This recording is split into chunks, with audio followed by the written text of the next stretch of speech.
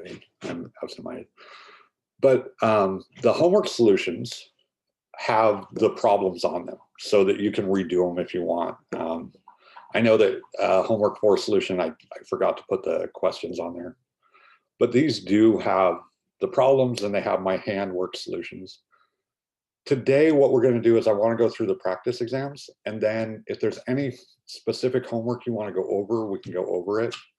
I know that homework 5 isn't due till tomorrow night, and homework 6 isn't due till next week. So if you're having trouble with them, and I know a lot of you haven't done them yet, so get your homework done. If you need help, they're here. And you have a grade for quiz 6 and 7. I think the only problem I saw with 6 was a couple people were missing stuff. There is a solution to both the quizzes as well. In that same chapter or module, there's 4, 5, 6, and 7, which are all the ones that actually have problems, and homework 4, 5, and 6. Don't worry too much about homework 1, 2, and 3. And then obviously the exam solutions. So you have plenty of stuff to study this weekend. And when you take your test, as I said in the announcement, you can use your notes. You can use your textbook, which means you can look at these solutions if you need to look at similar problems. What I don't want you doing is working with anyone else. I don't want you going online. For those of you that don't know, I'm going to give you some advice. Trying to find answers on the internet is a, hang on a second, Lucas. Trying to find answers on the internet is a ridiculous time sink. You almost never find what you're looking for. So don't use the internet other than stuff from our class and our textbook. It really is. Magdalena knows. I've been there, you guys, trying to find a question like the question on my take-home exam, and 5 hours later, I just wasted all my time. And I would have been better off just looking at examples in the textbook and trying to work it out. Anyway, so what was it, Lucas? You can turn on your mic about your chapter 5. Yeah, so I realized what I did wrong. I believe it was question 4 or something.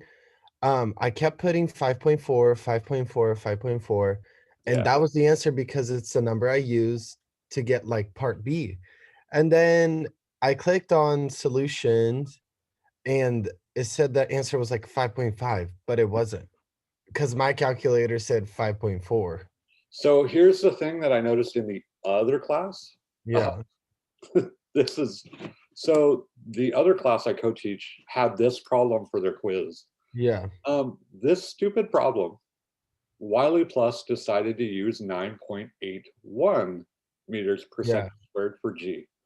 And it's like, why? I don't know why Wiley sometimes uses 9.8, sometimes uses 9.81. So what I want you guys to do is, if you're sure you've done it correctly and it's saying no, you're wrong, either ask some of the other students if they did it the same way, or just get a hold of me, text me, or those of you who have texted me can tell everyone else. I'm pretty fast on getting back to you. Even email, I'm pretty fast, especially if it's a problem. I'll take 5 minutes and try to help you figure out what's going on. And so what I really, really care about most is that you're working through it. Yeah, Alejandro has texted me a bunch, and we talk for 5 minutes and we're move on in our day. So yeah, just did you get a point taken off or something, Lucas, or you just? I mean, I got a quarter of a point taken off. Like, it's not really about the No, point, it's not. If you're but doing all your homework, you'll have a perfectly fine homework grade. yeah. If it was that half point that stopped you from getting an A, I'll give you that half point at the end of the. Yeah. I was just annoyed that I used the number I got in my calculator to get like the next part and I got the right answer. And then I used 5.4 whatever and I got the wrong answer. Right. It's the problem with it, Alejandro, is it's like, why doesn't Wiley just use one? It'd be so nice if they were just consistent, and they're not. And we'll see that throughout the semester with some of these problems. It's just like, it makes my head hurt because I feel like I'm fighting Wiley. I'm not teaching you guys physics. I'm teaching you how to deal with a stupid computer program, which is annoying, but it's better than not having all the hints and the E textbook and all that. That's actually really helpful. So anyway, what I want to do today is I want to go through the exams. I want to go through the exam and kind of talk to you about them. Yeah, and join Lucas's Discord. I'm telling you guys, for every one of your classes, make a Discord if you haven't already and get to know your fellow students. I know it's horrible online, but hopefully we're going to be back to some kind of half schedule on summer, and then full time in the fall. I hope.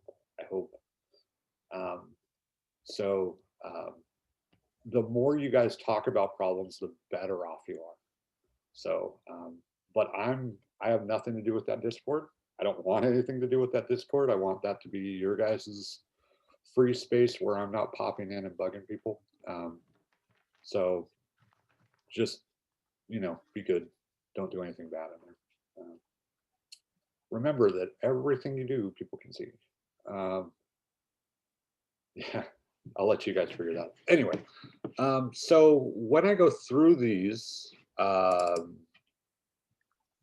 exams, I'm going to go through problems 1 and 2 on the first one, and then problems 1 and 2 on the second one, and problems 1 and 2 on the third one, because they're kind of more related. And then we'll do problems 3 and 4, 3 and 4, 3 and 4.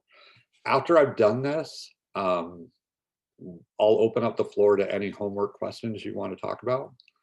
And then at that point, any other questions you have.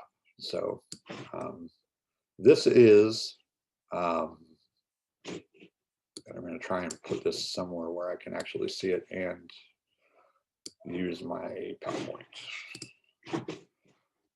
which is always kind of anyway. Okay. So in your first exam, this is exam 1A, you'll notice that I give you the points and your score. When I score your exam, what you'll see is you'll see a Excel file that has your last 4 of your social or your ID. And then it has a column for 1A, 1B, 1C, 1D for all the different parts of the problem. And it will tell you how many points you've got so that you can see where you lost points. And then you can go back and look at my solution and figure out if you think that I maybe graded you incorrectly. So that's pretty much how I grade and how I let you know what you got. It's not just a raw, like you got a 90 out of 100. It breaks it down for you by each part of each problem, how many points you got. But this is the overall point value. For those of you who maybe work a little slower, just remember that pretty much the more stuff you leave blank, the worse your test is going to be.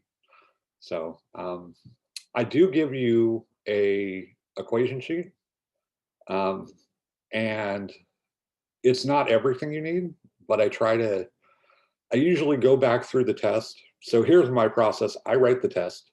I put it away for a day.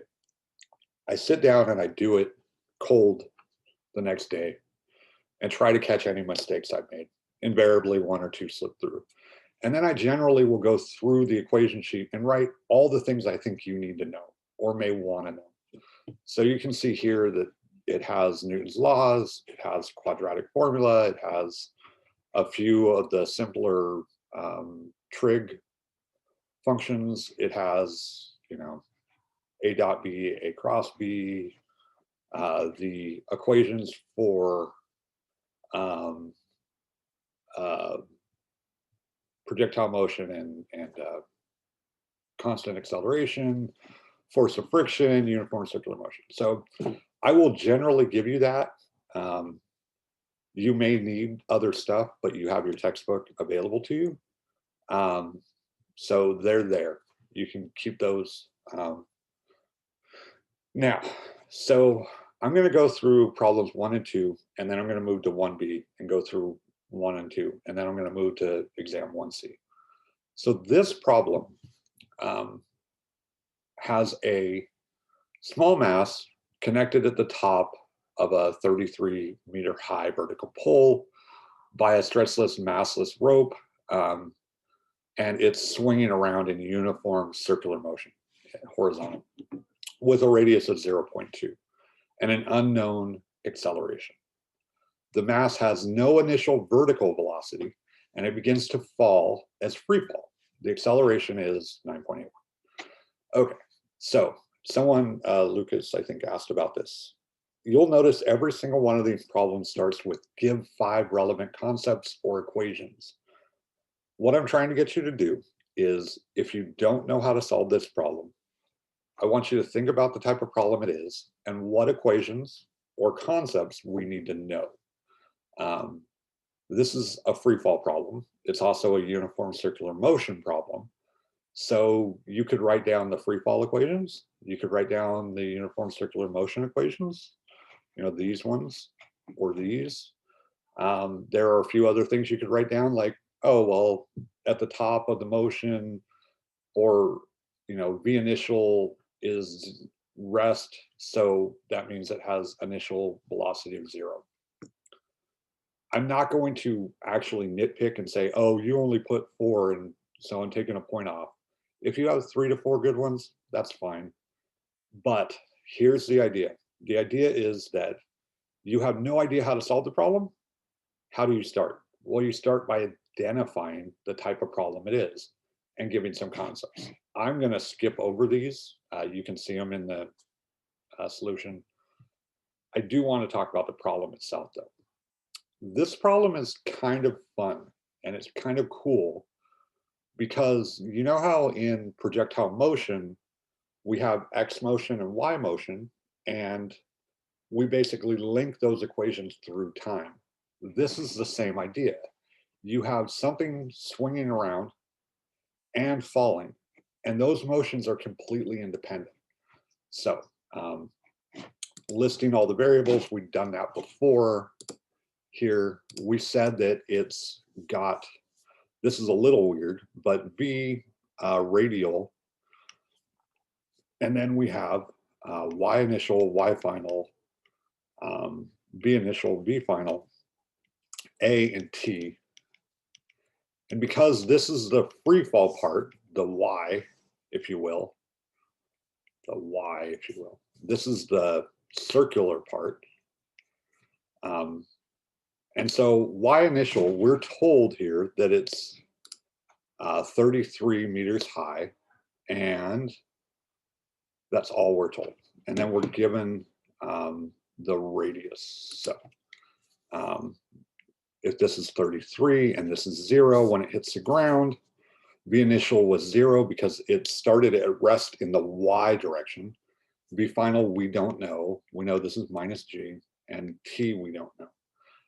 We know R. The other variable that we could have is T. Well, actually, I should say T, because remember, this is A, A rad.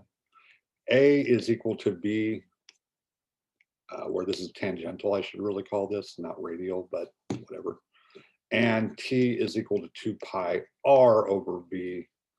So, sorry, this is an R. So what do we do here? Well, we've got our variables. We don't know, we know that this is 0.2. We don't know this, we don't know the period, we don't know A, we don't know anything in the circular part. But what can we find in the free fall part? We can find the time. We can find out how long it falls for. So how many seconds does it take to hit the ground, and what is the final vertical? All you need is this part here. Now remember that when we go through these, we go back and look, we don't have V final and we don't have T. So when you go back and look at these equations, you want to solve for T not knowing V final. So you want an equation that has T but no V final. So get rid of those three.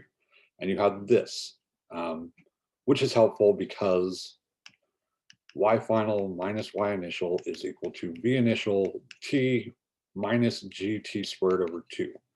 Since this is 0 and this is 0, we get minus Y initial is minus GT squared over 2, minus signs cancel. Solving for T, you get square root of 2 Y naught over G. So now I know how long it takes to fall. I could put that in my, I can put that in my calculator, and I will in a second. But, so now we found T, and once we know T, we know that we can get V final is V naught minus GT, and just plug it in there. So let's find T really fast. Y naught was 33, so 2 times 33 divided by 9.81. Take the square root of this answer, and I get 2.59 or 2.6. I'm going to say it's 2.6. And then 9.81 times 2.6 seconds is about 25.5 with a negative sign, meters per second. So I know the final velocity and I know the time that it fell. Now, here's the hard part. Here's the part that you probably didn't do in a homework problem. If it makes one complete rotation before it hits the ground, so it goes around once. So from the time it starts to fall, it goes around once. That means the time it fell is equal to its period. So that allows us to link this T becomes this T. And now we can solve for V, because V is 2 pi R over T. And once we have V, A is R squared over V. I'm sorry. My brain completely just did a weird dyslexia there. V squared over R. So now knowing that the period is the same as the time of free fall, we can solve for everything else. We can get the initial velocity, we can find the radial velocity, and then this last question is, what is the magnitude of the final velocity and what angle does it make? So you know that falling, it had a V final was, what did we say, 25.5 meters per second, and it was going around with V 2 pi R over T. Let's solve this really fast. 0.2 over 2.6. And what do I get? I get 2 times pi times 0.2 divided by 2.6. I get 0.48 meters per second. And so I want to know V magnitude, which is, I'll call this V radial. V radial squared plus V final squared, V falling, pre-fall squared. But notice this is 4.8 squared plus 25.5 squared. Honestly, this term isn't going to matter, and your final velocity is going to be about 25.5 meters per second. So small. The angle is tangent of the ground, right? So you need a vector that looks like, well, let me draw this here.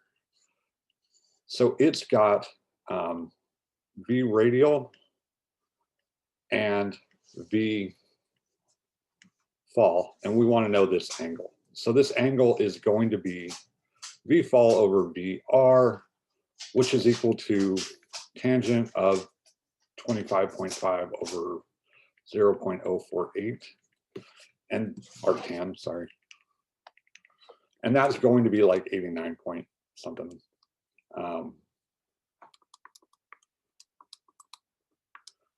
Yeah, 89.9 degrees. So it's essentially almost 90 degrees straight down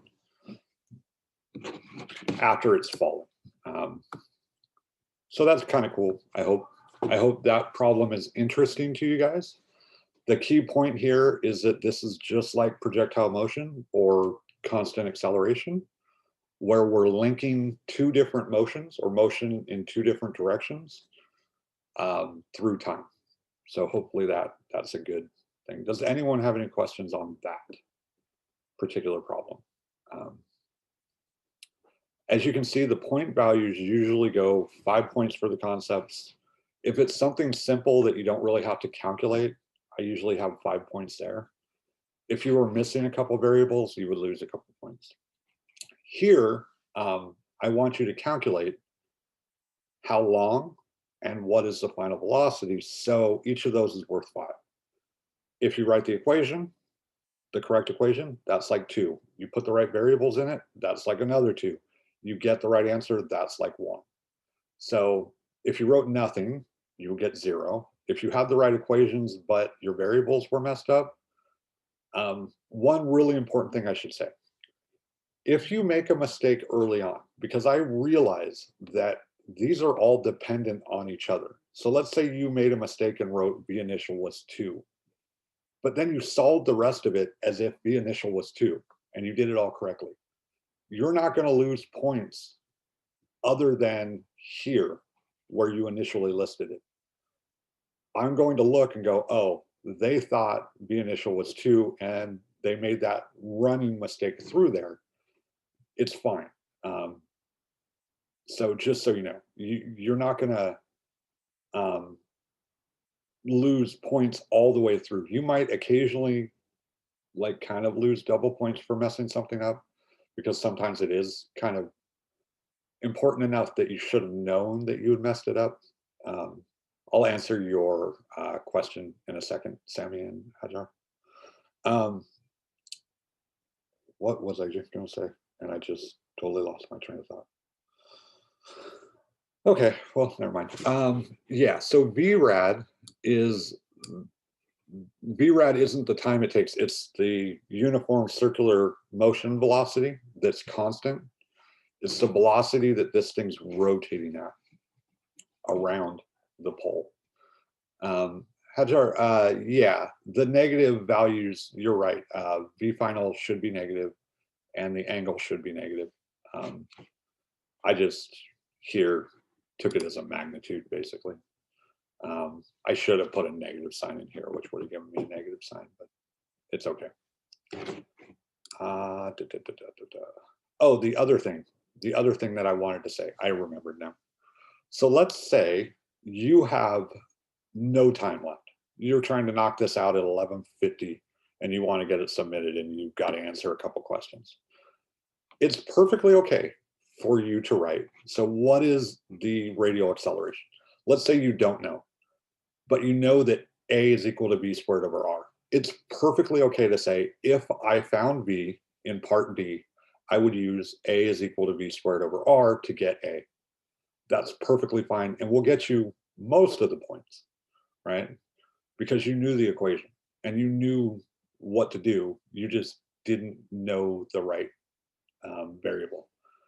Another thing, and this part I find hilarious. I don't know why people do this, but I find it hilarious. You know that, so let's say you needed the time and you couldn't figure out the time for some reason, but you realized you needed the time.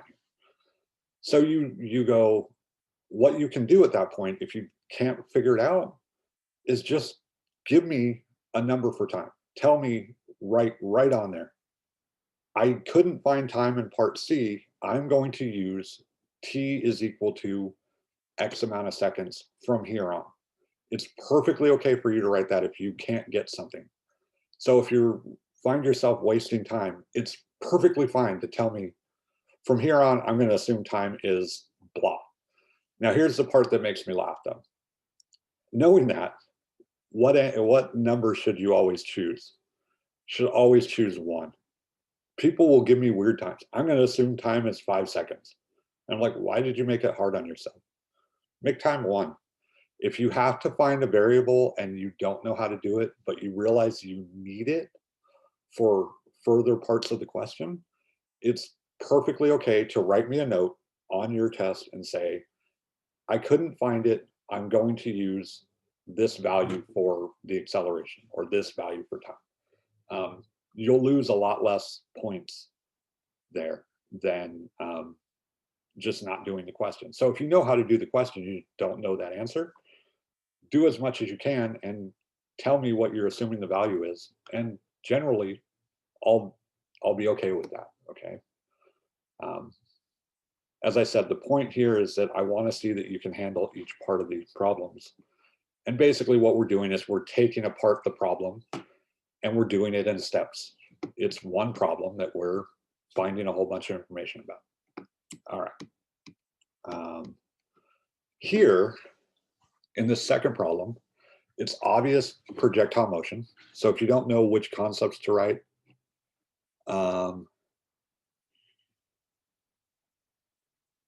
no. In D, T is equal to the period, but this is uniform circular motion. And in uniform circular motion, T is equal to 2 pi r over V, or V is equal to 2 pi r over T, Sammy. So in this part of D, we're finding the translational, the circular velocity, using the time that it took to fall because it makes one rotation. The time of one rotation is the period, which it tells you in parentheses. The period is equal to the time it takes to fall. So what you just found in part C, use to find the velocity of the circular motion. Does that make sense, Sammy? All right, moving on. So 2 is a projectile motion problem, things to write down. The equations, obviously, the fact that at max height, V is equal to 0 in the Y direction. V naught of X is V naught cosine of the angle, V naught of Y is V naught sine of the angle, those types of things. But this problem says an archer is trying to hit a bird that is traveling at a height of 50 meters at a speed of 5 meters per second horizontally or in the X, and the archer can launch the arrow with maximum velocity. The archer launches the arrow upward from an initial height of 2 meters. Assume the bird is initially directly above the archer and the arrow has the same horizontal velocity as the bird. That is the most important part. The magnitude of the arrow's velocity is 30 meters per second. We don't know the launch angle. And assume the bird can only travel horizontal. So right when the bird's overhead, he fires the arrow and he's trying to hit the bird. So he's leading the bird a little bit. As I said, the equations for projectile motion, you should know those. List all relevant variables if we wish to determine maximum height. So we have something launching at Y initial is 2. It's going to reach some max height. We don't know what this angle is. So Y initial, Y final, V initial, V final.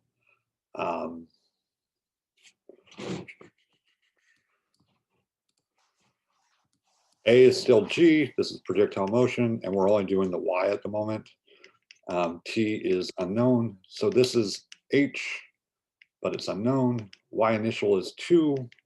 V initial is same as the bird. Okay, so I'm sorry, V initial of X. V initial X is 5 meters per second. X initial is 0. X final is unknown. V final of X is also 5 meters per second because A of X is 0 and time is unknown. So I want to find out how, and this is V naught sine of theta. So I know that V naught is 30. meters per second. That's the magnitude of the arrow's velocity. I don't know the angle. That's everything I know. It's a lot, but that's everything I know, which is what we need here. What is the initial launch angle and what is the maximum height? So how am I going to find from this the initial launch angle? Well, I know that V naught of x is also V naught cos theta. And I know this is 5 and I know this is 30. So cos of theta is V naught of x over V naught, which theta is arc cos of 5 over 30. 5 over 30 arc cos is 80.4 degrees. So this is 80.4 degrees. And what did it ask? What is the maximum height? So once you know that, this equation, we know that at max height, V final is 0. V final of y max h is 0. So knowing that, there's a lot of different ways we could do this. I'm going to go with V final squared minus V initial squared is equal to minus 2g y final minus y initial. I want to solve for h. This is 2. This is 0, and this is minus 30. So let me do it this way. V final of y squared minus V initial of y squared is equal to minus 2g y final minus y initial. This is h. This is 2. This is 0. Hang on a second. This is V naught sine theta. What we did, Sammy, is we knew that V initial of x was the same as the bird. And we also know that that is equal to V naught cosine theta. And we were told that V naught of the arrow was 30 meters per second in the problem. So we can use V naught of x divided by V naught magnitude is equal to cos theta, or theta is arc cos V naught x over V naught magnitude, if that makes sense to you. Okay, so we have this, and this goes away. The minus signs go away, and we get V naught squared. No, we're actually on to part C. The horizontal part, Sammy, coming back. So we're told that the bird is traveling 5 meters per second horizontally. So if we go back and look at our x, we know that that means that an arrow and the bird will have the same horizontal speed. So that means that V naught of x and V final of x are 5 meters per second. We know x initial is 0. We know a of x is 0. We don't know x final. We don't know t. And then we have these y. Starts at y initials 2. We want to go to max height. Yeah, it's okay. I want to make sure. I'm sure some people need to go back through this again. V naught sine is the initial y. V final is 0 because it's at max height, minus g. So from that, we can solve V naught of x is V naught cos, but we know the value of it is 5, and we know the value is 30. We're told that the magnitude of the arrow's velocity is 30. The horizontal velocity of the arrow is the same as the bird. So you have to know what those things mean. But once you know those, as I said, that lets you use this, and then we use this to find max height. So V naught sine squared theta 2g h minus 2. Solving this for h gives us h is equal to V naught squared sine theta squared over 2g plus 2. Plugging in these values, 30 squared, 30 times sine of, what was it, 89.89, so 89.9, let's call it. 89.9 times sine of 89.9 divided by 2 times 9.81 plus 2. I get 47 basically 47.9. I get 47.87 meters. Now, you should have found that the arrow was unable to reach the bird. The bird is 50 meters above the ground. The arrow maximum height was 47.9 meters above the ground. So this is really quiz 6, except now we're going Y straight up instead of, trying to find where it's at some later time. We're just trying to find the maximum height. So he misses the bird. This is something that I commonly do. Oh no, I guess I didn't do it here. So we know he misses the bird. How many seconds does it take for him to reach the ground? That kind of sucks.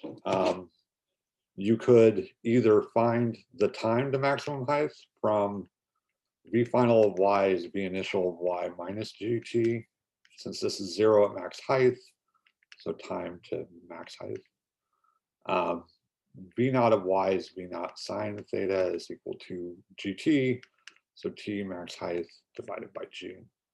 And then the time to fall, since you now know h, would be v initial of y would be 0, and we don't have a v final, so we'd have y final minus y initial is v naught of y, t minus gt fall over 2 squared. This is 0. We're going to assume that this is 0 and this is h. So we get that time to fall is 2h over g square root. And then the total time total would equal time to max height plus time to fall. Or you could start it here until it hits the ground, and y initial and y final would be 2 and 0. V initial of y is v naught sine theta, and you get y final minus y initial is equal to v naught yt minus gt squared over 2. Do that as a quadratic, which looks like minus gt squared over 2 plus v naught yt minus y final minus y initial. 0 is equal to that. So that would be your A, your B, your C. But whichever way you want to do it, find the total time. We've done it a couple times. Just remember, if you break it into the 2 sections, you have to reset your variables. The maximum distance away, once you know the time, because we know that x only has the equation x final minus x initial is vxt, and we said that this was 0, x final is v of xt, which is 5 times the total time, whatever that happens to be. I'm not going to solve for it. It's in the solution, but so that's not too bad. I was going to say, sometimes what I'll usually do is, okay, you missed. And then I'll ask you, well, what velocity would he have needed to shoot it at in order to hit? So you could go back through and change h to 50 here and figure out what v naught should have been in order to hit that h, for that h to be 50. We can do that really fast. 2 times 9.81 times 50 minus 2 is 48. Divide that by sine of 89.9 times sine of 89.9, and then take the square root. And I would get 30.7, essentially. So you could find that if you wanted to. Generally, I will do something like that to you. Is there any questions on this? I should also say, if my dogs freak out, I need to go check it. I might have a package being delivered. So I'm going to go to check them really fast. Hold on.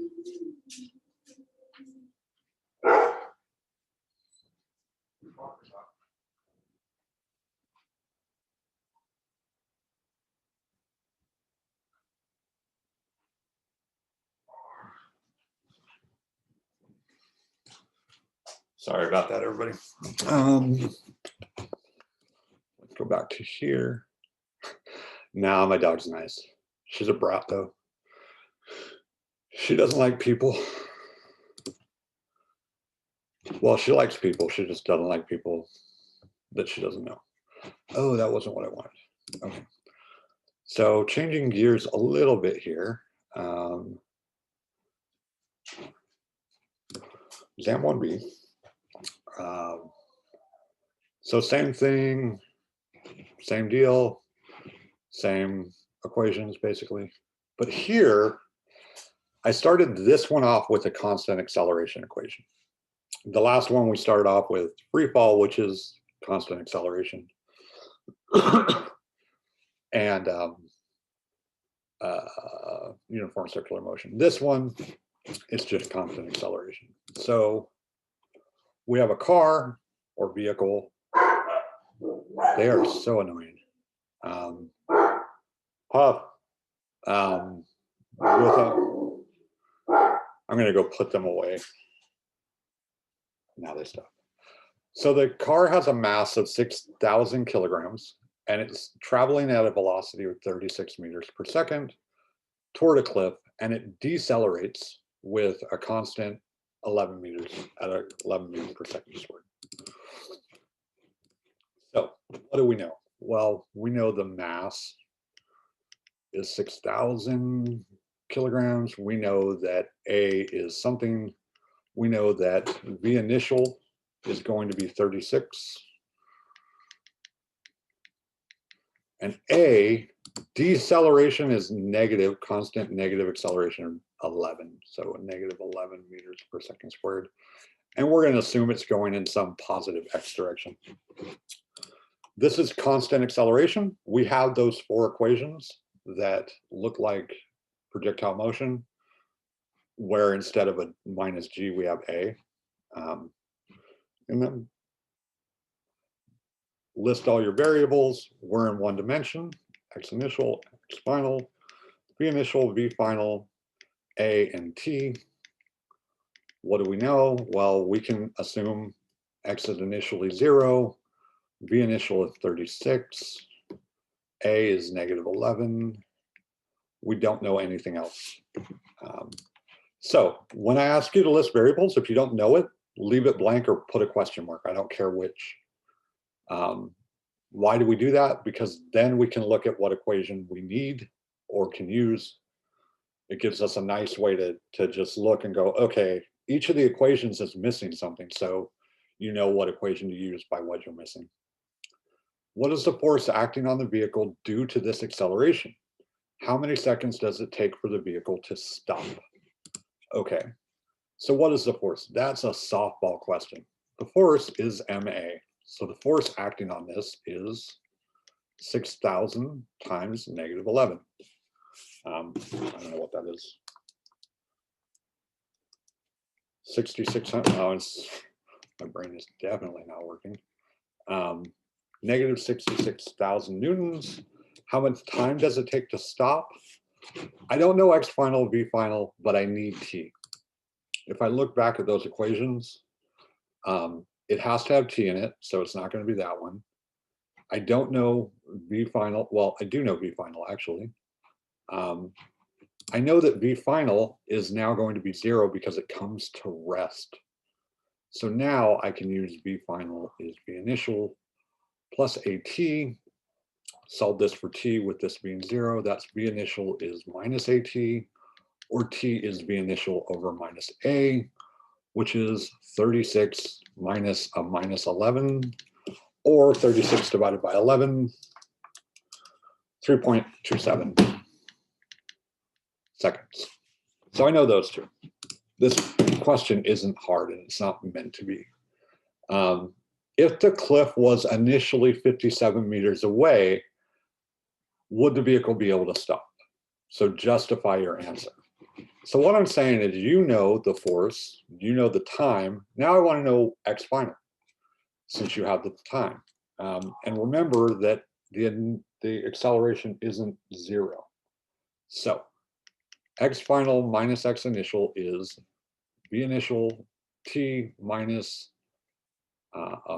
plus AT squared over 2. We know that this was 0. We want X final.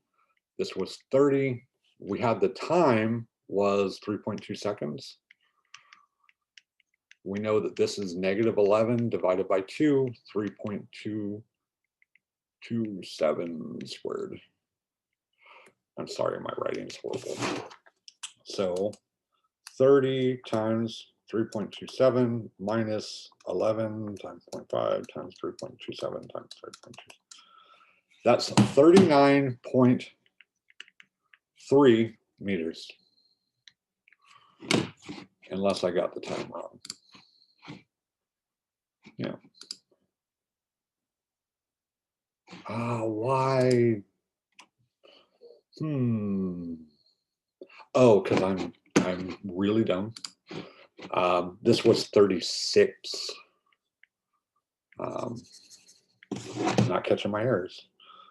I knew the answer was no, it couldn't stop in time. 58.9. So 58.9 is greater than the 57 meters. It doesn't stop in time. It slides off the road. Says you should have found that it couldn't stop. What would the vehicle's acceleration have to be in order to stop in time? So we want to know if x final is 57 here, what should a be? So that's just rearranging this with x final equal to 57 and a is unknown but solved for. So here we would solve for a, we would get a t squared over 2 is equal to x final minus b initial t, or a is equal to 2 x final minus b initial t over t squared. T is assumed to be the same here. So 57 minus 36 times 3.27 divided by 3.27 times 3.27. And I get negative 11.36. So A is negative 11.36 meters per second squared. Okay. And then what is the ratio of the acceleration in the problem statement versus the acceleration you found in part E? Using this ratio, determine the time required to stop using the acceleration in part E.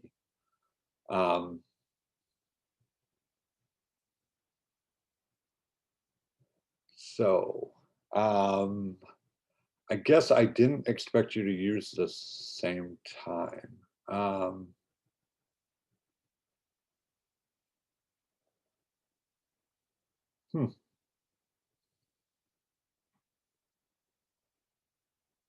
So if you found the acceleration not using time, we have v final squared minus v initial squared is equal to 2a x final minus x initial. This is 0, so we get minus v initial squared over x final minus x initial. But really, that doesn't need to go there either, because it's 0, and a 2 is a. So a is minus 30 squared over 2 times 57. So 900 divided by 2 times by 7 is negative. Did I leave something off? Oh, I'm doing that again. I don't know why I keep wanting that to be 30 divided by is 11.37 meters per second squared. Was what I got, right? 11.36, 11.37. So I want you to compare that as a ratio and find the time. Now, this is something that we haven't done a lot of, but we know that A here is equal to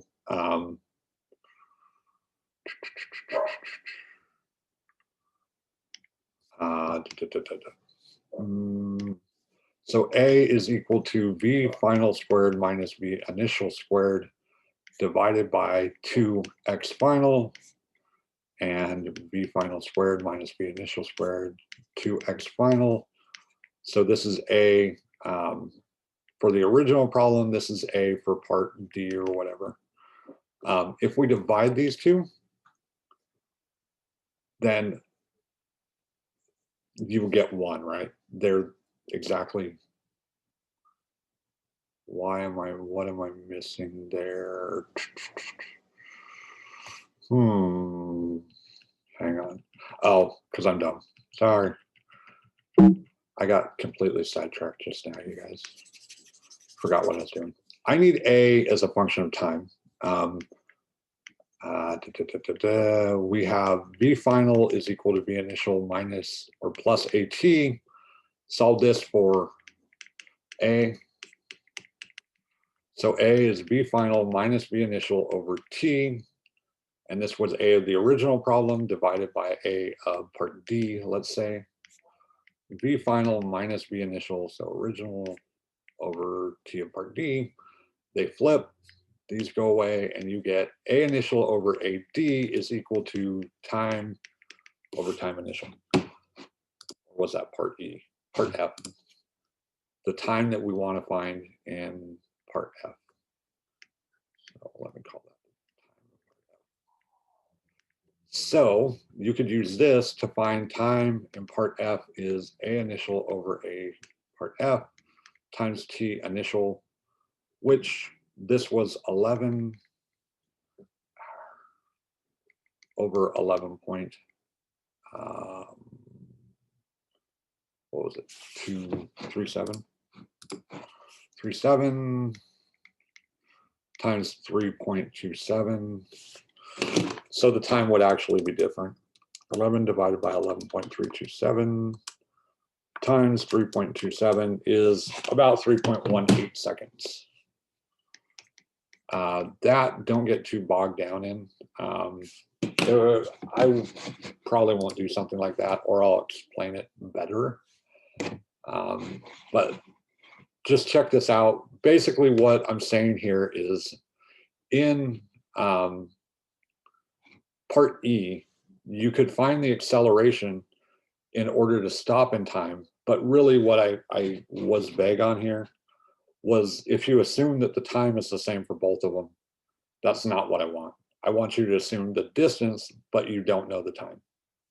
And then I want you to use the ratio of the original acceleration 11 and this, solve it so that you can find time as a ratio so that you can solve it for time. That's not super important though.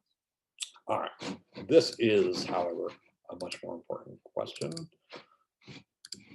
Projectile motion, and we have two objects that collide when they're at max height. So here, instead of having one object, we have two objects. Get launched, they hit at the same max height. We know the angle of the one on the left, and we know the initial velocities of both of them. We don't know the angle of the one on the right, but we do know that their final heights will be the same. So the maximum height will be the same. Basically, they're going to be at the same x, although you're going to call that something different. Because one of them is going to be negative and one is going to be positive. So 5 relevant concepts, projectile motion. The relevant initial variables. So let's just worry about the y's. So y on the left and y on the right.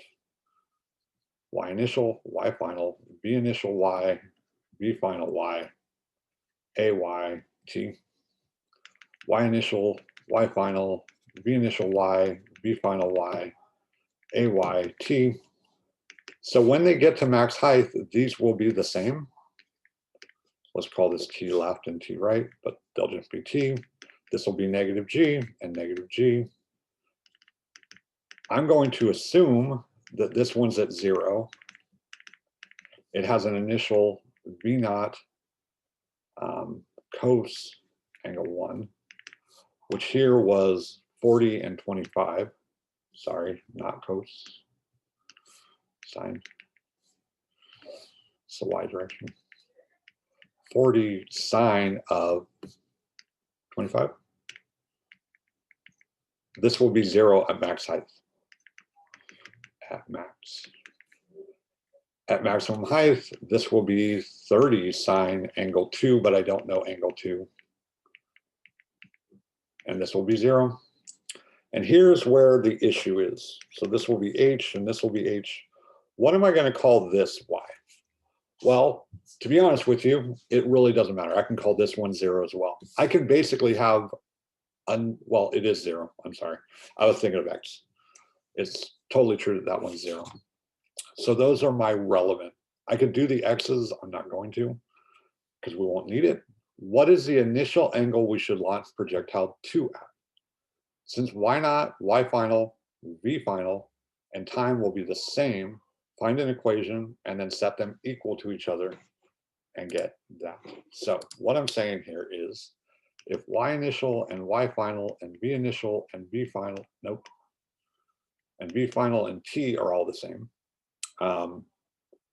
let's use v final squared minus v initial squared is minus 2g y final minus y initial.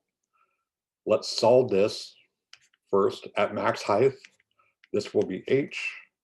This will be negative v naught 1 squared sine theta 1 squared is equal to minus 2g h.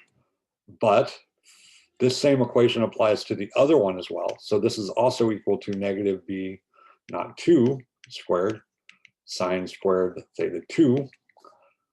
So these two outside parts are equal. Get rid of the sine. V initial 1 squared sine squared theta 1 over V initial 2 squared is equal to sine squared theta 2, or taking the square root and then taking the arc sine of both sides, arc sine, I can get theta 2 from that. V1 squared, well, since they're all squared, it's really V1 sine, which was 40 sine 45, 25 divided by 30. And that is 0.5634. If I take the arc sine of that answer, I get 34.3 degrees. So since these are all squared, really this is V naught on the one side, sine on the one side over V naught 2. Did we substitute it with V naught squared, V naught 2 squared sine squared theta 2? No, what we had is for both of them, this equation is true for both the left and the right side. On the left, this is V naught 1 and sorry, on the left, this is true. On the right, it's that one. So since they're both equal to the same 2gh, you can just set them equal to each other. If you take the square root of both sides, you just get V naught on the left times sine angle on the left, V naught on the right, sine on the right. Yeah. And then you just solve that for theta 2. And let me check one thing really fast.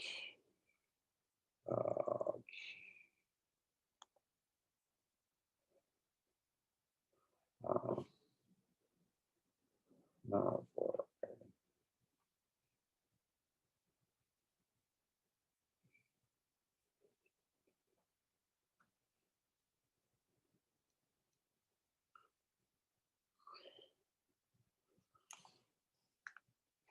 sorry. Okay, so we've got the angle of this side. Once we have that, what is the maximum height? How many seconds does it take to reach it? These values are identical for both. So we're going to find the time. So you can just go to one side or the other now. It doesn't matter. Since we know the right, we know that V final squared minus V initial squared is minus 2gh. And this is 0, and this was V naught 1 squared sine theta 1 squared is equal to 2g. You can easily find the height there. Once you have the height,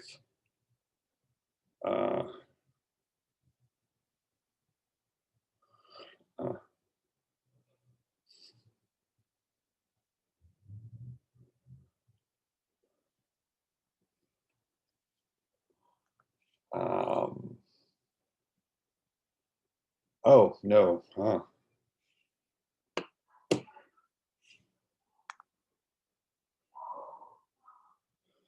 sorry, you guys. Oh wait, sorry. I have a patent from my work when I was a grad student, and apparently they're doing something with it. And someone from the lab group said, "Hey, did you get this?" So I told them I did.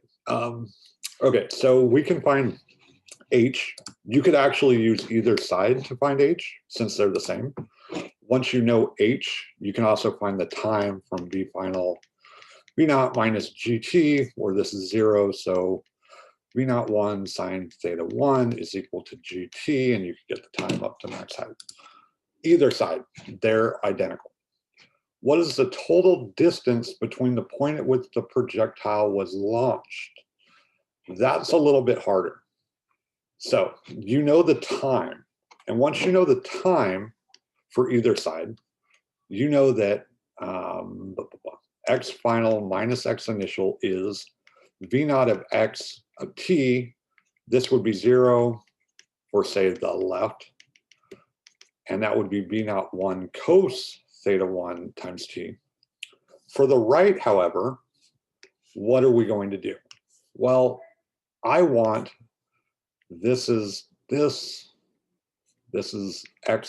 for the right, this is x for the left, and I want x left plus x right. I want to know how far away they started from each other.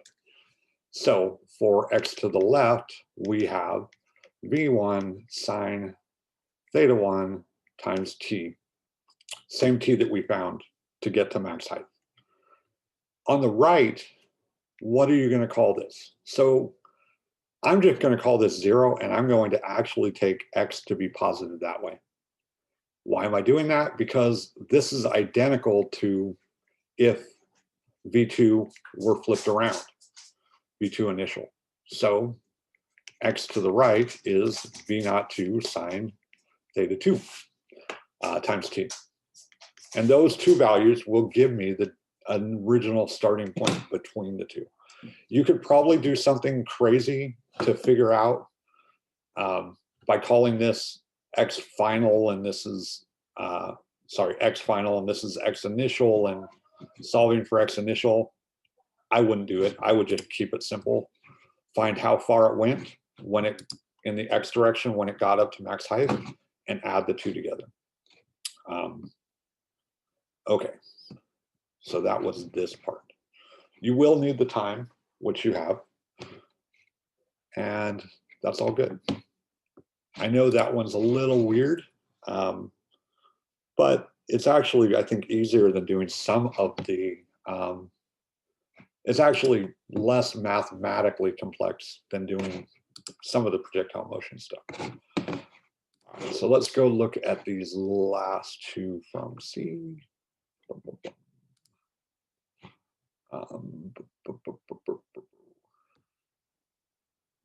Whoops. I don't know why I keep doing that too. I keep clicking on the solution instead of the actual. So C is fun. It starts with A, and there is extra credit on this one, which we'll talk about. This one is a constant acceleration equation. We know that the International Space Station orbits at a distance of 400 kilometers above the Earth's surface. In this problem, we will determine how to launch a projectile so that it orbits at the same distance. However, we're going to place our projectile in geosynchronous orbit. To begin, we will assume the Earth is launched, or the projectile is launched from the surface of the Earth with an initial unknown velocity. Assume at max height it reaches is 400,000 meters. Okay. Now, This is a projectile motion problem. It says constant acceleration, but it's projectile motion. You're on the Earth. You want to launch something so that it ends up in orbit. As you're told, the maximum height is going to be 400,000 meters. We don't know the initial velocity. We only know the height. So we do know something else though, and I'll tell you what that is soon. So what is the initial velocity in the y direction required for the projectile to reach max height? How long in seconds will the projectile take to reach max height? So I just want you to deal with y first. So y initial is 0, y final is 400,000. A is obviously negative g. B initial, we don't know. And B final, we're going to assume is 0. That once it's up there, it's not moving. It's just floating along with the Earth. We're going to see that it's only going to have x velocity matching the Earth. I'll talk about that in a minute. But for now, this is what you know. And you were asked, what is the initial velocity and how long?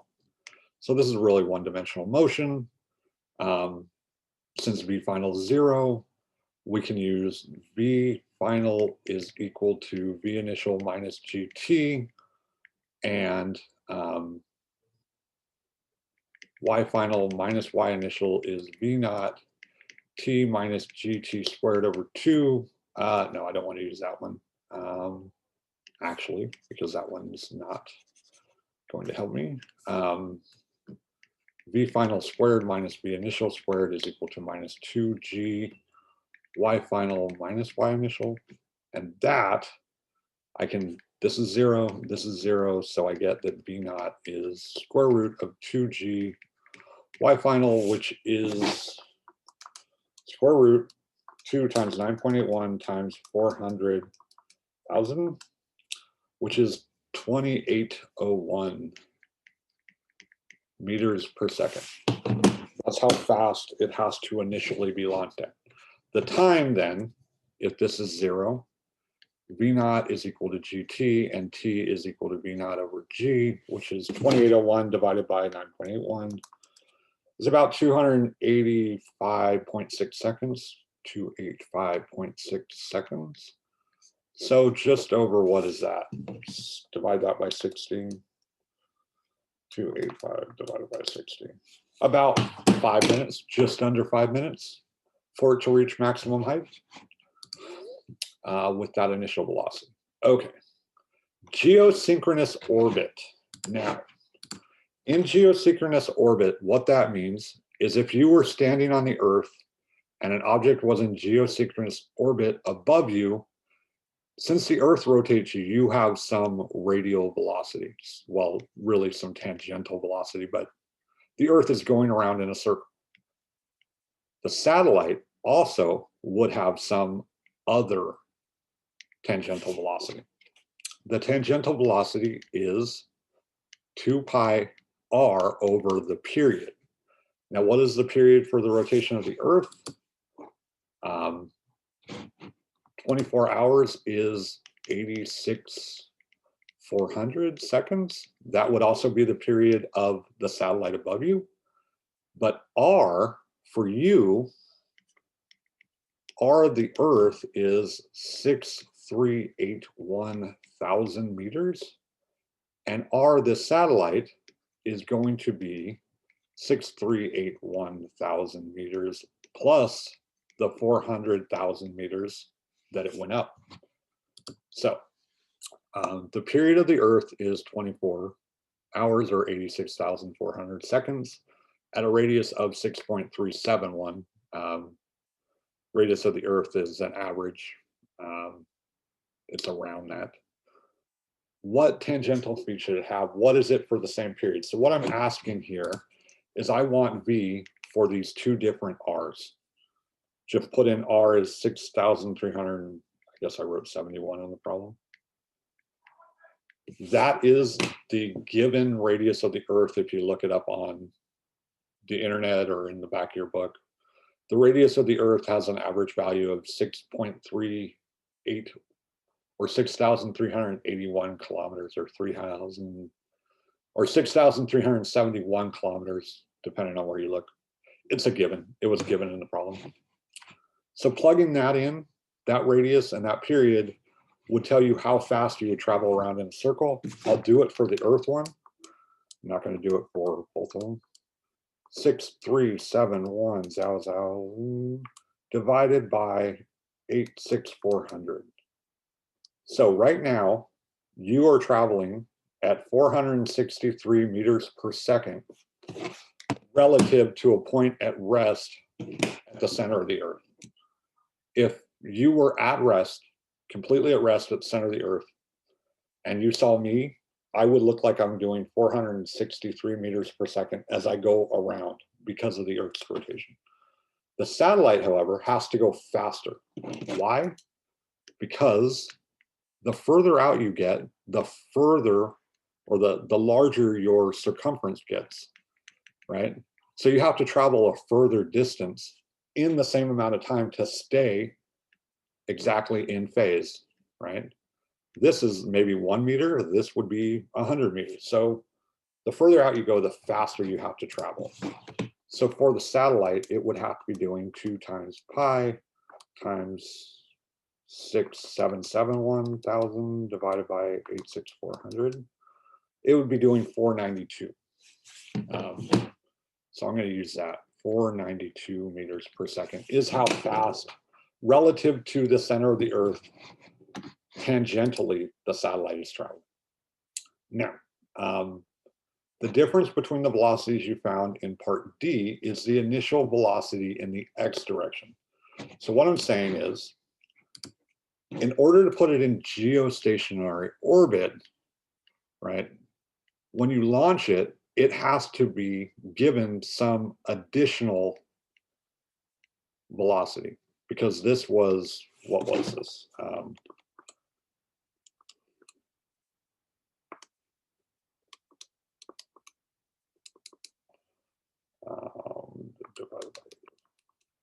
This was 463 meters per second that way. And when it gets up here, in order to stay directly overhead, it has to do 492. So we need to give it an initial velocity in the x, which is equal to the v satellite v Earth. Does that make sense to everyone, I hope? So 492 minus 463 is 29 meters per second. We need to increase its velocity in to the left by 29 meters per second. So when this thing launches, it has to have a y velocity of 2801 meters per second to get up to the space station's altitude. And it has to have a 29 meters per second velocity in the x in order to stay in geostationary orbit and not fall behind as the Earth rotates underneath it. Now, what is the magnitude of the initial velocity? Well, it's just the magnitude of these two, bx squared plus by squared. But you can see that this isn't going to matter much. If I do 29 times 29 plus 2801 times 2801, take the square root, I get 2801.15. So essentially, we're shooting it straight up with a velocity of 2801. What angle? Well, the angle is going to be arctan of Vy over Vx, and that is going to be basically 90 degrees. 2801 over 29 is 89.4 degrees. This is why you can launch a rocket with a satellite on it, essentially straight up. You launch it straight up at a very small tilt, and it'll put an object in motion above us like a satellite, which can beam your DirecTV down or your internet down or your phone or whatever it is that's using that satellite. That's how it works.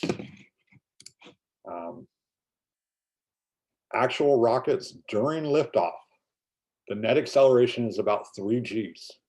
So that's what an astronaut feels when they're launched on like the space shuttle. If you assume this is constant, if the particle began at rest, how long must it accelerate to get to that velocity, and how high will it be? So this is just a simple problem where we know that our V final is going to be 2801 meters per second. And our acceleration is going to be 3g, or 3 times 9.81 in the y. And we just want to know the time, and we want to know height for those to happen. So we know that V initial is 0 because rest. And we can either do V final is V initial plus AT. This is a positive. This was 0, so we could find time. V final divided by A is time, which is 2801 divided by 3 times 9.81. That is 2801 divided by 3 times 9.81. That's 95 seconds. And how high would it be? Y final minus Y initial is V naught T minus GT squared over 2. Sorry, plus AT squared over 2. This was 0. We assume this is 0, so we get 3 times 9.81, which is our A, times 95 squared over 2. 3 times 9.81 times 95 times 95. It's 265,605. 265,605 meters. So it's about 265, almost 266 kilometers up by the time it reaches terminal velocity. Not bad. It's interesting. So you can compare it when they, if you ever see a rocket launch, you can see how long the rockets burn for. If they burn for about a minute and a half, that's about how much acceleration it takes to get up enough speed to get up where the International Space Station is. It's a little bit different. You need to do some integrals in real life because there's all sorts of other forces and weird stuff happening. But as a ballpark, it's not bad, and you can watch space liftoffs. Just using projectile motion and constant acceleration, you can figure out what's going on. All right. Problem 2, 5 points extra credit, is Frisbee golf. Now, I realize some people may never have played Frisbee in their life. Frisbees are those discs you throw. In Frisbee golf, essentially it's like having a basket or a trash can or a net for a basketball set up, and you throw the Frisbee and you try and get it in the goal, and whoever has the least amount of throws gets it. For us, we're going to assume that a player is standing on a hill that's 3 meters high, 25 meters from their goal, and they throw the Frisbee at 14 meters per second at an angle of 12 degrees. We'll come back and do all this. And also we're told that the Frisbee has a radius of 0.1 meters, 10 centimeters. So let's draw this picture. They're on a hill and they're throwing their Frisbee at an angle of 12 degrees and with a velocity initial of 14 meters per second. And their initial height is 3, was it? 3. The goal is at y is 0, and it's actually, I think, 25 meters away. And the last thing we need to know is that there's a radius of 0.1 meters for the Frisbee. So it's just a projectile motion problem.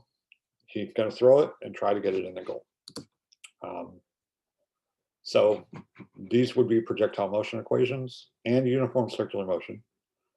List all the relevant variables to find max range. So x initial, x final, v initial, v final, x, a of x is 0 and time is unknown. We're going to assume that's 0. This is v naught cos, otherwise known as 14 cos 12. X final, even though we know that he's 25 meters away, we don't know X final yet. It might not get there. So Y initial, Y final, V initial Y, V final Y, AY T, unknown, minus G, 3, 0.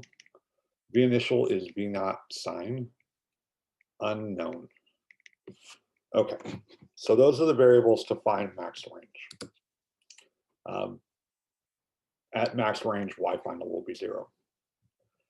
So how many seconds does it take to reach max height? What is the max height?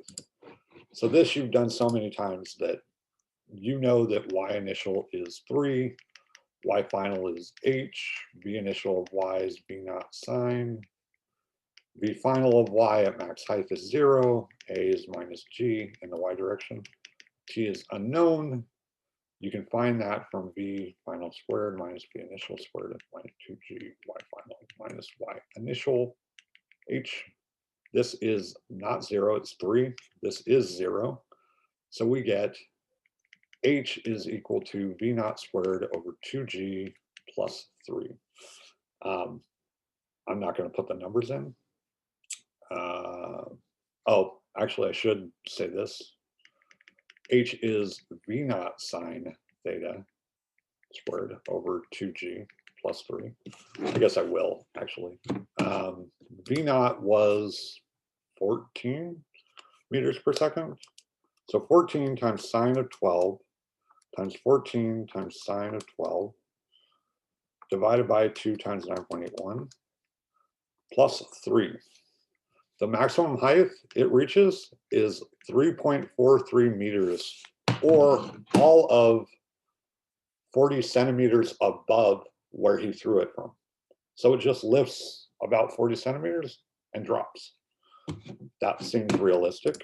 The time to reach max height is given by V final is equal to V initial minus GT.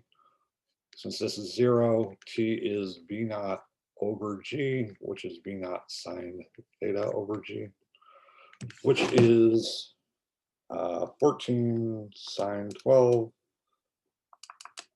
14 sine 12 divided by 9.81 is about 0.3 seconds. Yeah, UCMJ will be, or UCM will be involved in a second here. So it takes about 0.3 seconds to get to maximum height. All right, how long does it take to hit the ground? So here I'm actually having you do it as it's at maximum height, which we said was 3.43 meters, and it needs to fall to Y is equal to 0. Y initial, we know that V of Y is 0 because it's at max height. So yeah, if the radius is given, UCM is going to occur. We want to find the time to fall. So let's go with, we don't know V final, so let's go with Y final minus Y initial is V naught T minus GT squared over 2. This is 0. This is 0. We get Y initial is GT squared over 2. Solving for T is square root of 2 Y initial over G. Here, that would be 2 times 3.4, 2 times 3.43 divided by 9.81. Square root of this answer is 0.836 seconds. So this one was 0.3 seconds. This is 0.8. So the total time it's in the air is going to be 1.136 seconds. I just added that one and the time it took to get to max height. Now, how far away from the goal? So I want you to find X final, knowing that time is 1.1, what did we say? I think 1.136 seconds. V initial magnitude was 14 meters per second, angle was 12 degrees. X final is V naught of X times T, which is V naught cos theta times T, which is 14 cosine of 12 times 1.136, and it only goes 15.6 meters, let's call it. Yeah, it's a pretty sad throw. It was only in the air for a second, and it basically went, what is that, 45 feet in a second? Pretty hard throw, but okay. So how far from the goal is this then? Remember, the goal was 25 away. So I want you to take it, stop. The goal is at 25 meters. It landed at 15.5 meters, and I want this distance. So 25 minus 15.5, which is 9.5 meters away. It was short by 9.5 meters, almost 30 feet. All right, so assume the Frisbee stays horizontal the entire time and moves in uniform circular motion. We assume that the X velocity is identical to the Frisbee's tangential velocity. What is the period of one rotation and how many does it take to hit the ground? So the Frisbee looks like this and it's flying through the air, but looking down on the top, it's rotating with V tangential, same as X, 14 cos 12, which is 14 cos 12 is 13.7 meters per second. Now, what is the period? T is equal to 2 pi r over V. And how many does it make? So if we take the time and we divide it by the period per rev, this is what that means, the time per revolution, we'll get the number of revolutions it made. All right, so what is the period here? This is 2 pi, I said it was 0.1 radius over 13.7. 2 times pi times 0.1 divided by 13.7 is 0.046 seconds. That's how long it takes to rotate once. 1.136 divided by 0.046 is about 25 revolutions. So this would be 1.136 seconds. The total time divided by the time it takes to rotate once tells you that this thing rotated about 25 times. It went around 25 times before it hit the ground. Not bad. So that's the uniform circular motion part.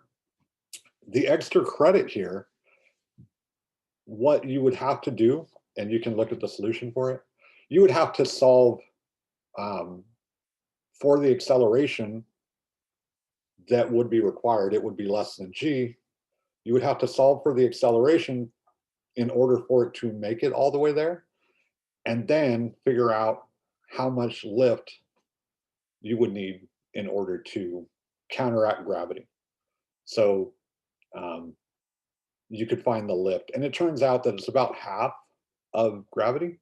So basically, if the air underneath the Frisbee is lifting it up by about 4.9 meters per second squared, so that the acceleration downward is only half normal, it will get there.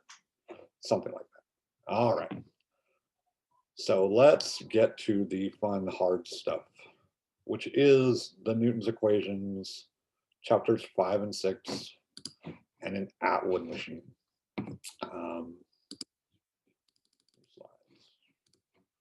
So, as you probably noticed in those first 6 problems, everything about it was basically all about variables. getting your variables, right? Writing those same 6 variables, and then usually finding a bridge, whether it's the time or a velocity or something, to link constant acceleration or projectile motion problems. And usually there's uniform circular motion.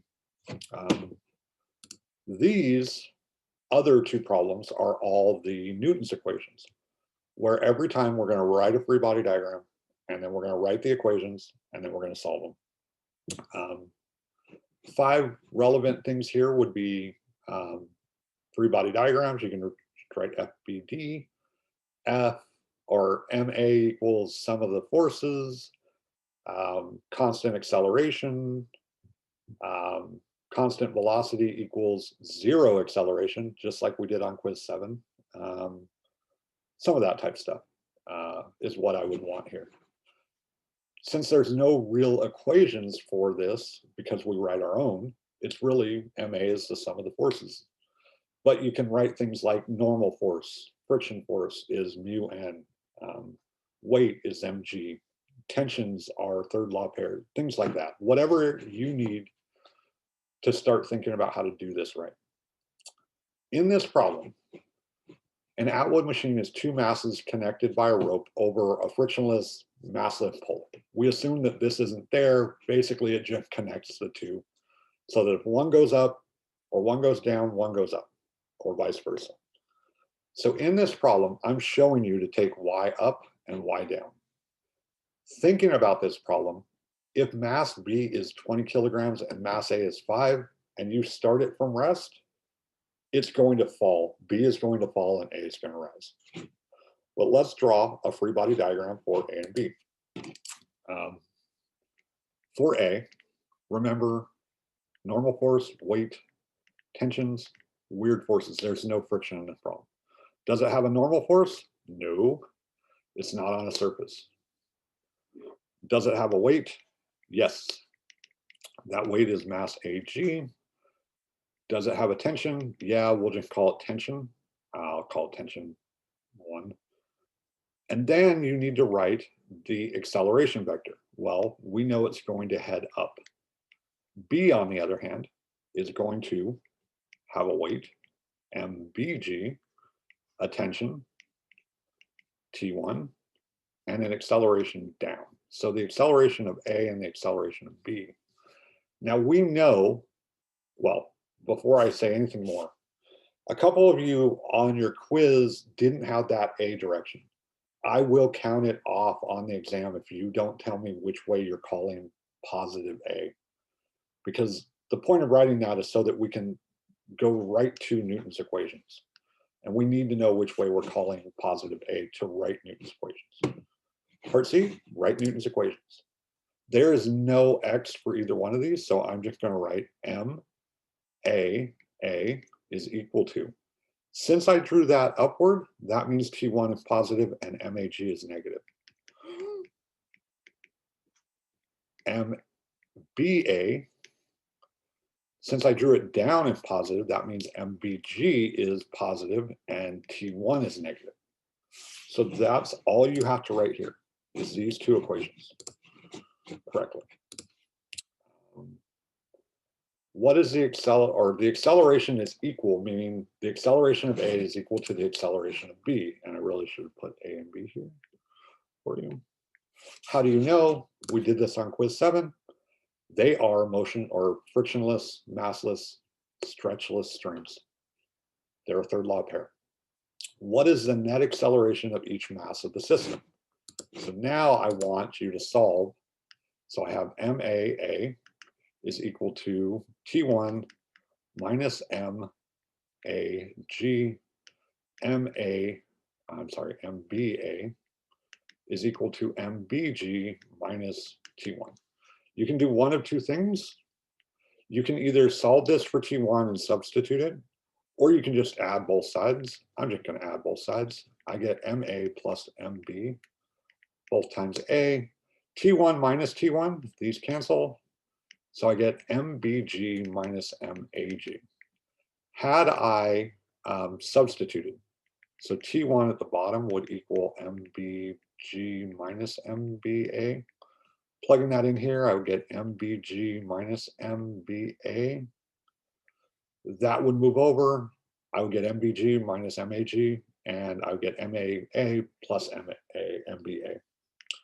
So it's the same thing. A is therefore MBG minus MAG over MA plus MB. Now, I know your book has the Atwood equation example, and it gives you this. I want to see how you get there. I want to make sure that you know how to get there. So I want to see all of that. Don't just write down the equation. I want to see this turned into this. So show me the algebra, please. Now that I have that, I was told that MA is 5 and MB is 20. So this is basically MB minus MA over MB plus MA times G. Just pull that out. This is 20 minus 5 over 20 plus 5, which is 15 25ths. Divide by 5, that's 3/5. So A is 3G over 5. You can put it that way. You can actually solve it for a value if you want to put in 0.81. I don't care. But that is the net acceleration of each mass. Now, assuming that we start from rest and mass B falls 3 meters, what is the velocity of either mass? How long does it take to fall 3 meters? So we're assuming that A and B start at 0 and then end up 3 meters down, right? And let's instead see it as B goes that way, starting at x is equal to 0 and ends up at 3 meters. A is 3/5 G. So what is our final velocity? V final is V naught minus plus AT. It starts from rest. So I need T, and X final minus X initial is V naught T plus AT squared over 2. This is 0 because it starts at rest. This is 0. We get X final times 2 divided by A is T squared. So that is 2 times 3 over 3/5 G. So 6 divided by 3/5 times 9.1 is 1 point something, is basically 1 second. And if I plug in 1 second there, then V final is obviously 3/5 G, and 3 times 9.81 divided by 5 is about 5.9 meters per second. Not too hard.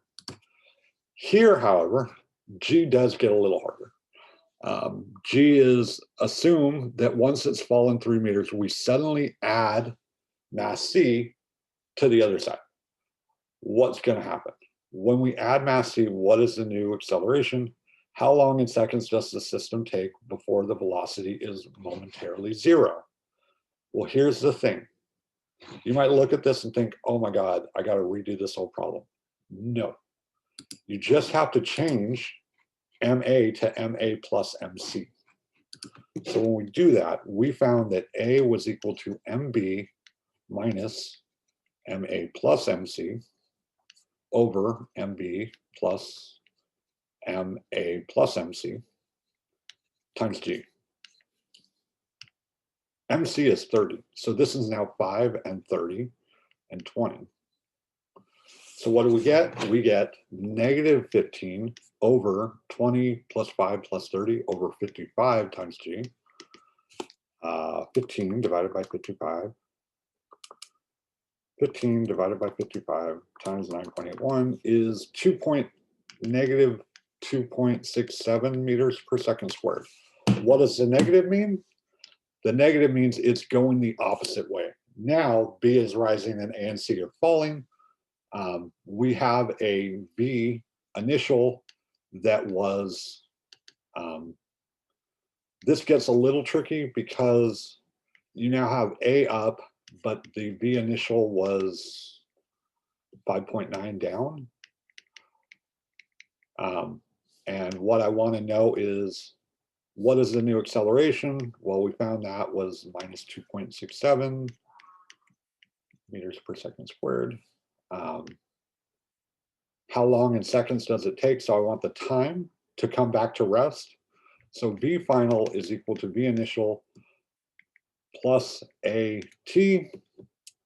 This is 0. We get that V initial is equal to minus AT, or T is equal to V initial over minus A, which is 5.9 minus 2.67. So 5.9 divided by 2.67 is 5.9 divided by 2.67 is about 2.2 seconds. So this is 2.2 seconds. But the main takeaways here are, you need to know how to do the free body diagrams, which we did in quiz 7. Turn those free body diagrams into Newton's equations. So go from here to here, here to here. Once you do that, I usually ask about the accelerations, English or a word question, if you will. And then I ask you to solve it. So use these two equations to solve for A. And then I usually have you do something with constant acceleration. Extra credit's usually like this. G really should be extra credit. It's something a little bit harder if you're blowing through the test because you have all this down. You'll have time to do it. If you want to take a shot at it just because you're worried, my concept of extra credit is it's there for those of you that really know this stuff, so that if you just want a little bit of insurance to make sure that if you mess something up somewhere, it'll cover brain mistakes and you'll still get 100. Okay, so this one is kind of like the last one we did in lecture, although this one works out. So you have two masses. They are both on each incline. So you have to solve these as two separate free body diagrams. One has friction, one doesn't. We don't know which way it's going to be traveling. And the coefficient, I don't want to get too deep into this one, but coefficient of friction, so 5 concepts, same as before, free body diagrams, MA equals sum of forces. Assume the masses are moving left. So I am telling you to assume they are moving to the left. Draw the free body diagram. So we can assume if they're moving to the left,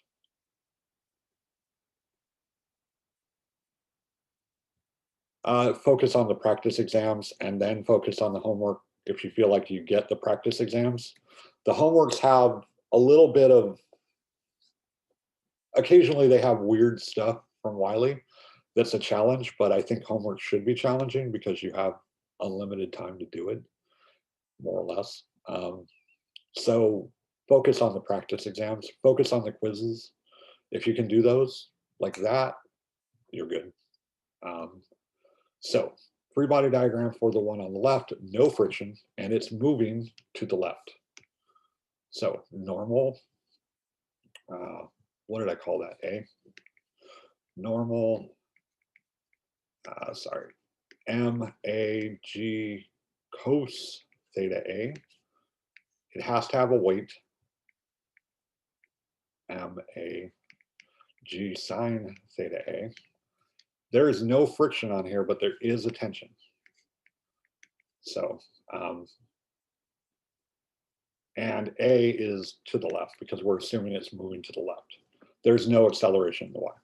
For this one, similar, NB, MBG cos theta B, MBG sine theta B, and tension. And then there's also friction because it's moving to the left. There's friction on this one. There's a force of friction, or you can write mu NB. Turning those into Newton's equations. I'm going to do it right above. AX is MAG sine theta minus T. MAAY is 0, but it's NA minus MAG cos theta A. Similarly, MBAY is 0, and that's NB minus MBG cos theta B. And then hopefully I have enough room here.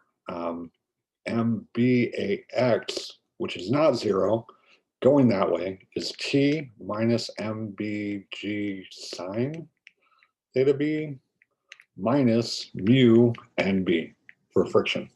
And you can plug in, because this gives you NB is MBG sine theta, I'm sorry, cos theta, so you can plug that in right there. All right, so what do we have? We have MAA is MA cos theta minus T, and MBA is T minus MBG.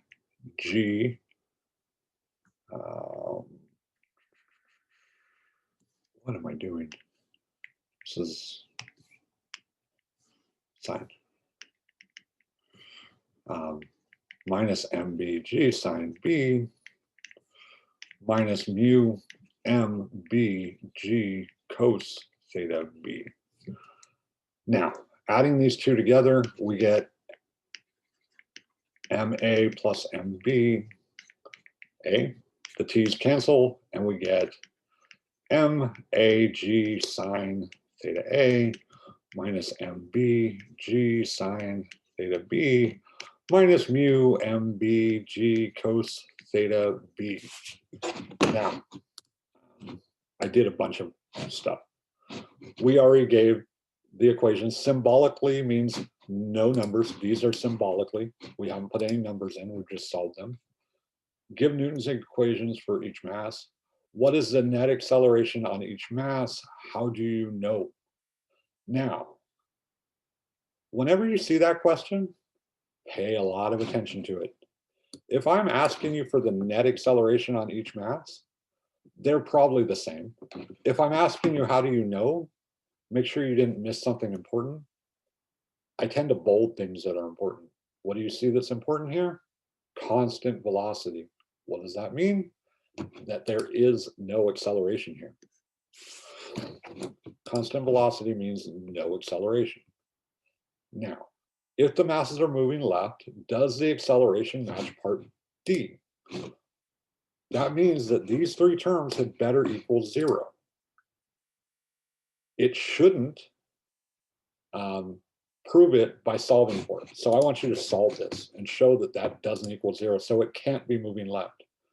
We know that mu is 0.29, MA is 5, MB is 20. So MA is 5, MB is 20, kilogram.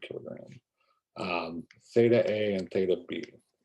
So I'm going to do this really fast with my calculator. 40 and 25. 40 and 25 degrees, and this is mu. So what is that term? 5 times 9.81 times sine of 40. That's 31.53. Stop it. 31.53 newtons. MBG is 20 times 9.81 times sine of 25. That's 82 and we're done. This is 82.92 newtons. The final one is 0.29 times 20 times 9.81 times cosine of 25, but that's 51. Is this really, or did I mess something up? 51.567. The reason why we're done is these two terms are negative, and therefore that can't possibly be happening. The acceleration would end up being like negative 100 newtons. meaning it would be to the right. So we've got something wrong here. It can't be moving left. I mean, I guess it could be moving left. It would just be slowing down.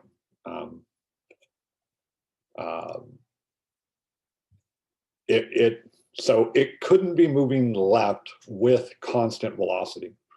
Instantaneous velocity, yes, but constant velocity, no. The velocity would be slowing down because it would have acceleration back to the right or up the incline for the left, mass A, acceleration down the incline for mass B. So prove that the masses are moving right, the acceleration matches. You don't need to redraw your free body diagrams, but give the correct Newton's equations.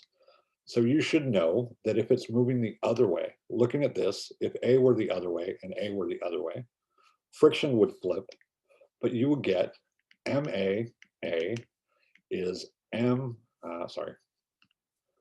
T minus MAG sine theta A, and MBA would equal MBG sine theta B minus T minus MBG cos theta B with a mu. So the friction, adding them together, MA plus MB A is equal to this stuff without the T's. So you get MBG sine theta B minus MAG sine theta A minus mu MBG cos theta B. And I've already done those here. 3153 was sine theta A. 3153. 51.567 was the friction, and this was 82.92. Add these together, you get 83 basically. They're a little off because of rounding with the degrees. But essentially, this does equal 0. Okay, so it can be moving to the right with constant velocity. It could not be moving to the left with constant velocity. All right, let's go back to a couple of these other ones. I think the other ones are pretty standard.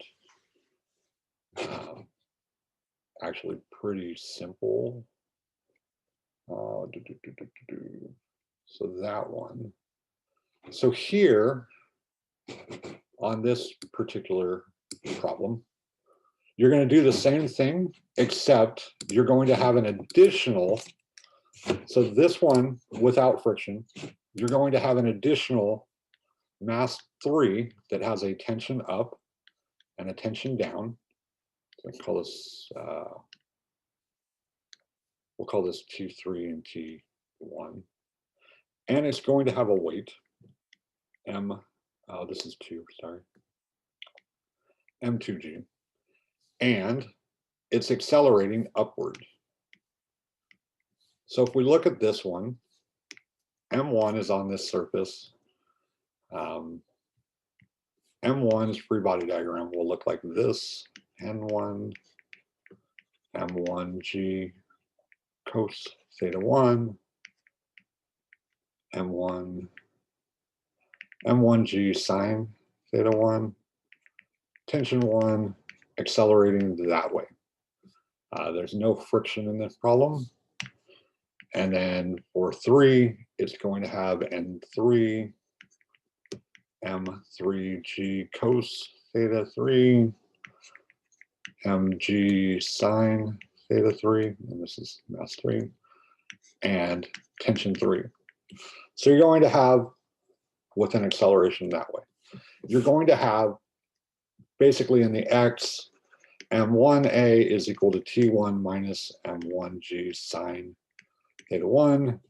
Over here, you'll have M3A is M3G sine theta 3 minus T3. And then in the center, you will have M2A is equal to T3 minus T1 minus M2G All you have to do is solve this one for T1, solve this one for T3, plug them in, and collect the terms with A in them.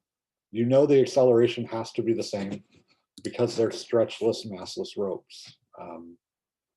So free body diagram for each mass, Newton's equations for each mass.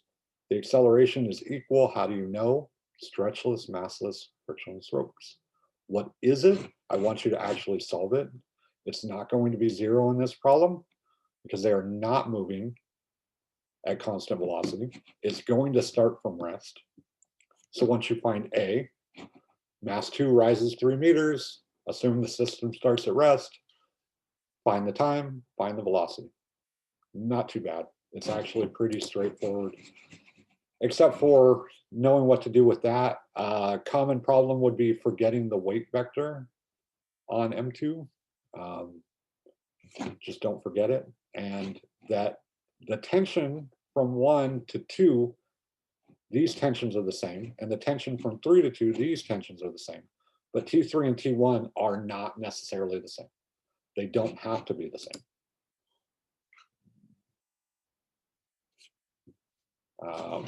So hold on one second.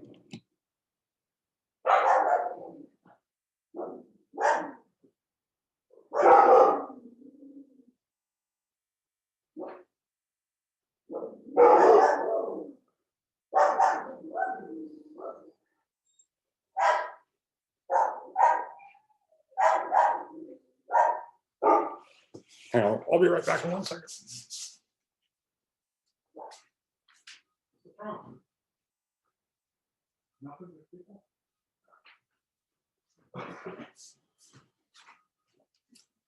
All right, so this one's pretty straightforward. This one with friction is nice, so we'll do this one with friction. So we have these two, M2 and M1 are connected by ropes. There's friction, but we don't know what it is. So free body diagram for M2 and M1. Now M1 is on a surface and weight, force, tension. So this is 1, has M1G. It has a normal force up.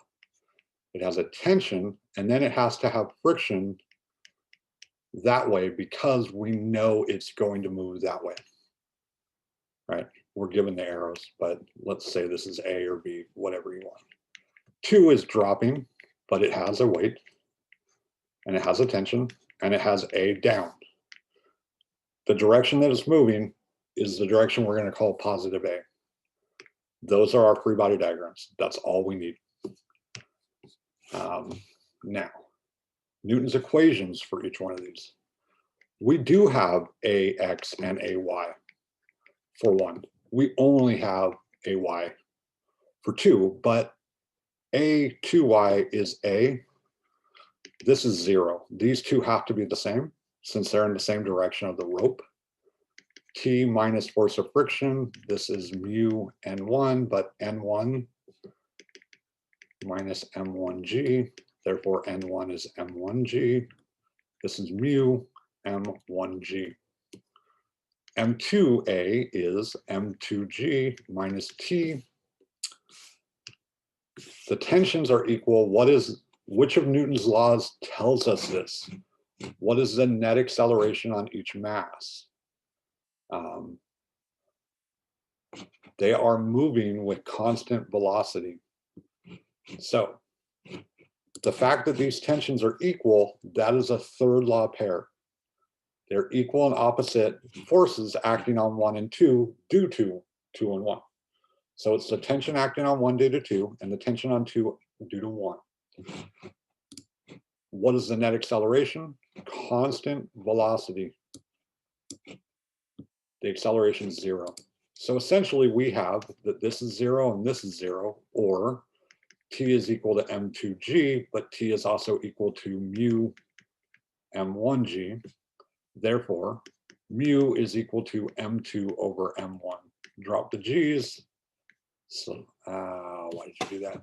Solve for mu. And What is the coefficient? M2 over M1. Assume the system is brought to rest. M1 is replaced by a new mass, which is frictionless, but has the same mass as mass 1. I want the acceleration if there's no friction. Well, if there's no friction term here, then M1A is simply the tension. And what you would get is you get M2A is equal to M2G minus M1A, or M1 plus M2 times A is equal to M2G. That's actually super simple. If you don't see it right now, if you look at the solution, it is really simple. All right. And then the final one is A. And A, the last two problems hopefully aren't too crazy. Or did we already do those? We just did those. Okay, sorry. Which one haven't we done? B, I guess?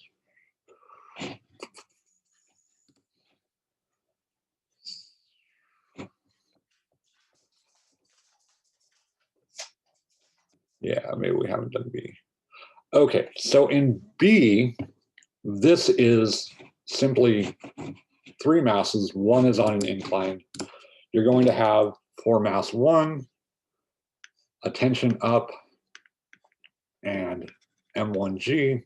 For mass 3, you're going to have a tension, let's call it tension 3, and this tension 1, and an M3G. Looking at the picture, you know which way they travel. So A and A. And then for the center one, we have, it's got a tension from each of these ropes. It has a normal force because it's on the surface, M2G cos. And it has a weight, M2G sine, along the incline. Is there anything else? They are initially at rest.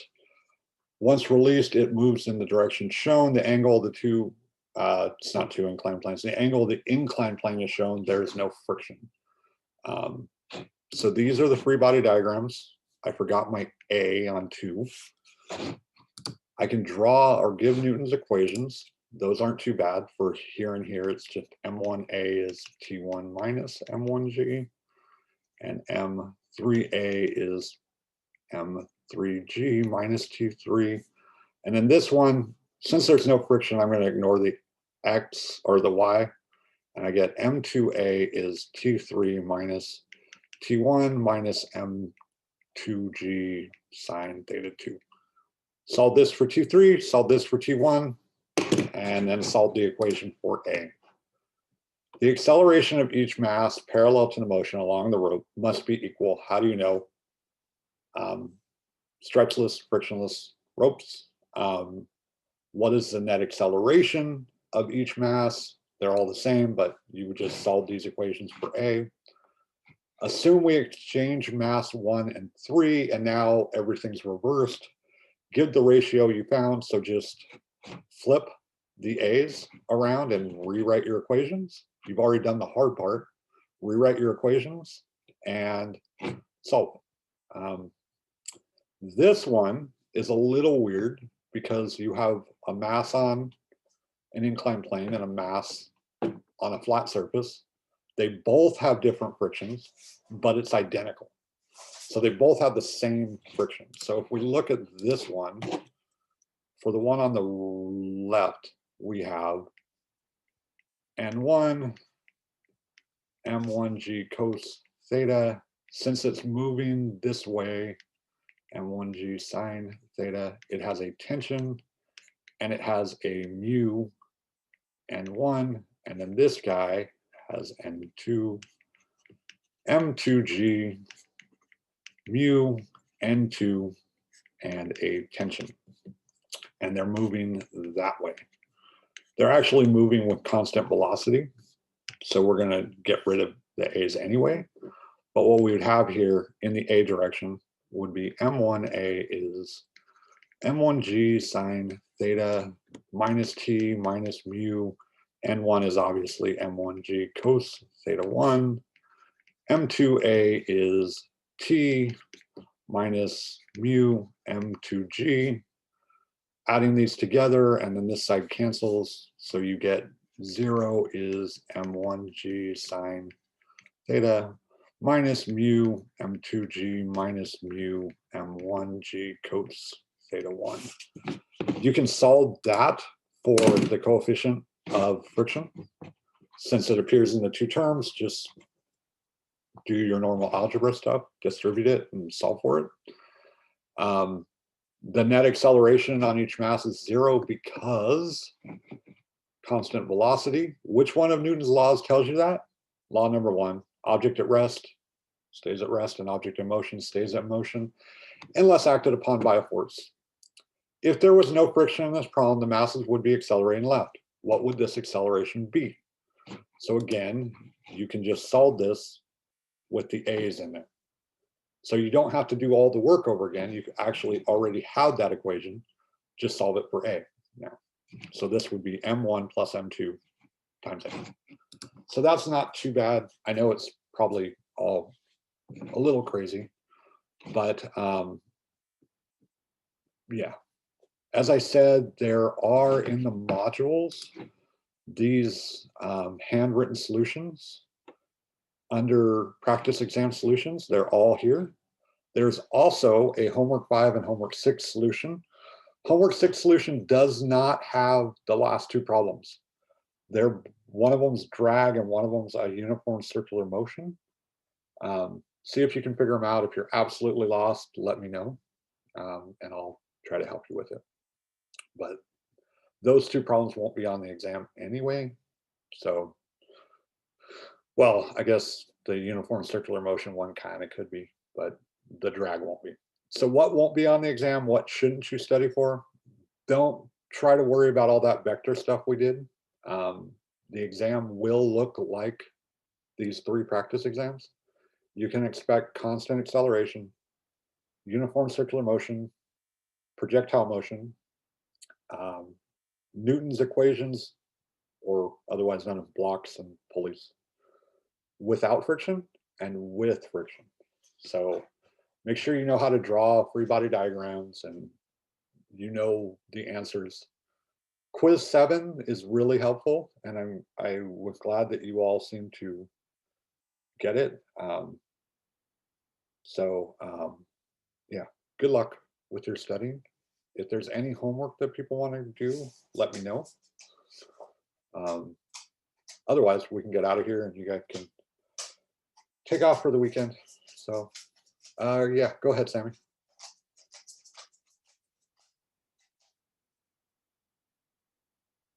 I can't hear you, Sammy. Yeah, no, you'll be told. So just like I will tell you everything, and if something's not clear, then you can always ask me. But if you look at each of the final problem will always be a friction problem. So, like this one tells you no friction, friction. Each of them will tell you whether or not they have friction. I'll tell you. And when I give you friction, I'll tell you which way it's moving. Okay. Yeah, more like the 4th problem on each of the practice exams. The Wiley homework doesn't always tell you everything. It assumes you can figure, like, guess stuff, which is a little annoying.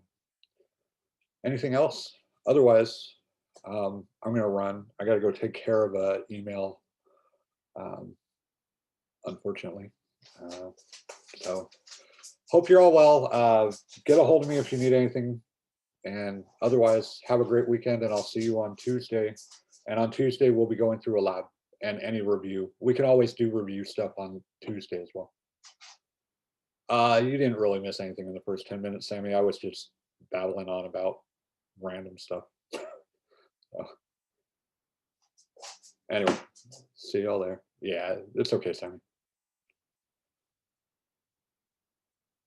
So, and this is being recorded, so I'll get it posted up ASAP. Have a great weekend, everybody.